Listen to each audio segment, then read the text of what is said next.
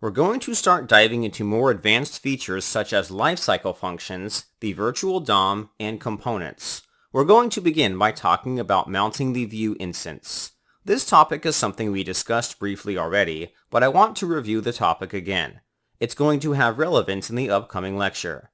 In the resource section of this lecture, I provide a zip file with everything you'll need. Download it, unzip the contents, and point your editor to those files. Pause the video if you need to.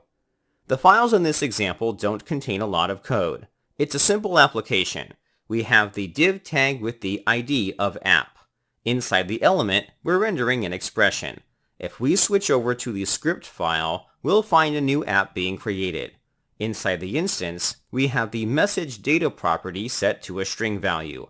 Lastly, the CSS file contains some basic styles to help make things visually clearer. Just by looking at this code, you probably already know what to expect. The expression will be interpolated into the string hello world. I'll switch over to my browser, and sure enough, the message does get displayed. Everything works without a problem. The process of Vue inserting itself into the document is called mounting.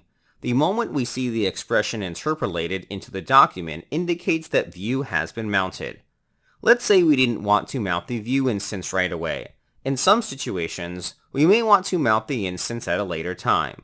We would want to mount the Vue instance later because we may want to load other modules before rendering the application to the user.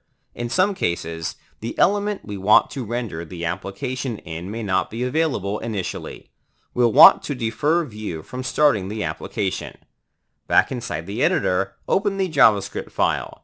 We're telling Vue to mount itself to the div tag with the ID of app. We're going to remove the mount function we chained. Vue will still work. It'll continue to initialize itself with the data and methods. However, it will not get mounted to any element on the page. Therefore, we can't interact with the instance on the document. We can still interact with it via JavaScript, but the average user will not be able to unless they know JavaScript. By not mounting the application, it will not appear in the document. You may want to do this if you don't want the user to interact with the application right away, but will at a later time. Let's pretend the element we needed didn't appear until 3 seconds later. We're going to set up a set timeout function with a delay of 3000 milliseconds. Inside the callback function, we're going to call the mount method to insert the application into the document.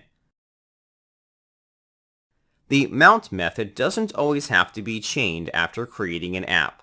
We can call it at any point in time after the app was created. Alright, let's give things a test. Go ahead and refresh the page in the browser. Immediately, we'll see the expression on the document. It hasn't been interpolated yet. After 3 seconds, the set timeout function is triggered. The Vue instance gets mounted to the div tag with the ID of app. The mount method gives us the flexibility of presenting the application whenever we need to. Most of the time, you'll want to mount the application immediately, but it's always good to know you have an alternative if you ever need it. Back in the JavaScript file, I'm going to comment out the timeout code. We won't need to mount the application at a later time. We'll call the mount function after creating the instance. This isn't any different than chaining the function. However, I like to do this because it looks cleaner, in my opinion. Constantly chaining functions can be a bit confusing. Call the mount method however you prefer. That wraps it up for this lecture. We'll continue in the next one.